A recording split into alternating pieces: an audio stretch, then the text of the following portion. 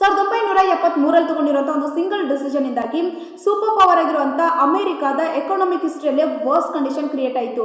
ಯಾವ ರೀತಿ ಅಂದ್ರೆ 1973ರಲ್ಲಿ Israel versus Egypt and Syria ನಡುವೆ ನಡೆದಂತಹ ಯಾಮ್ ಕಿಪುರ್ ವಾರ್ ಅಲ್ಲಿ ಅಮೆರಿಕ ಇಸ್ರೇಲಿ ಸಪೋರ್ಟ್ ಮಾಡಿದ್ರಿಂದ ಅರಬ್ ಒಪೆಕ್ ಕಂಟ್ರೀಸ್ಗಳು ಅಮೆರಿಕಾಗೆ ಕ್ರೂಡ್ ಆಯಿಲ್ ಸಪ್ಲೈನ ಸ್ಟಾಪ್ ಮಾಡಿದ್ವು.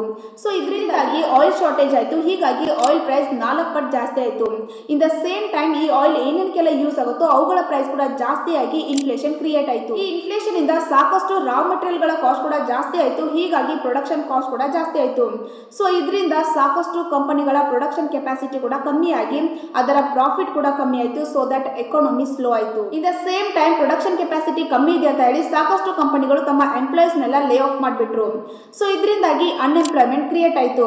ಸೊ ಈ ರೀತಿ ಸೇಮ್ ಟೈಮ್ ಅಲ್ಲಿ inflation, unemployment and stagnant economy ಅಂತ ಟ್ರಿಪಲ್ ಪ್ರಾಬ್ಲಮ್ ಇರುವಂತಹ ಕಂಡೀಷನ್ ನಾವು ಸ್ಟಾಗ್ಫ್ಲೇಷನ್ ಅಂತ ಕರಿತೀವಿ. ಅಂಡ್ ಇದೇ ಸ್ಟಾಗ್ಫ್ಲೇಷನ್ ಎಕಾನಮಿಯಲ್ಲೇ ವರ್ಸ್ಟ್ ಕಂಡೀಷನ್. ಯಾಕಂದ್ರೆ ಬೇಸಿಕ್ ನೀಡ್ ಇರುವಂತಹ ವಸ್ತುಗಳನ್ನು ತಗೋಬೇಕು ಅಂದ್ರೂ ಕೂಡ ಅದ್ರ ಕಾಸ್ಟ್ ಜಾಸ್ತಿ ಇರುತ್ತೆ. ಅದಕ್ಕೋಸ್ಕರ ದುಡಿಬೇಕು ಅಂದ್ರೂ ಕೂಡ ಎಂಪ್ಲಾಯ್ಮೆಂಟ್ ಇರೋದಿಲ್ಲ. ಸೊ ಸರ್ಕಾರ ಆದ್ರೂ ಹೆಲ್ಪ್ ಮಾಡುತ್ತೆ ಅಂದ್ರೆ ಅದ್ರ ಹತ್ರ ಕೂಡ ದುಡ್ಡು ಇರೋದಿಲ್ಲ. ಸೊ ಈ ಒಂದು ಸಿಚುವೇಶನ್ ಯಾವ ರೀತಿ ಸಾಲ್ವ್ ಮಾಡ್ಬೋದು ಅಂತ ನಿಮ್ಗೇನಾದ್ರೂ ಗೊತ್ತಿದ್ರೆ ಕಮೆಂಟ್ ಮಾಡಿ.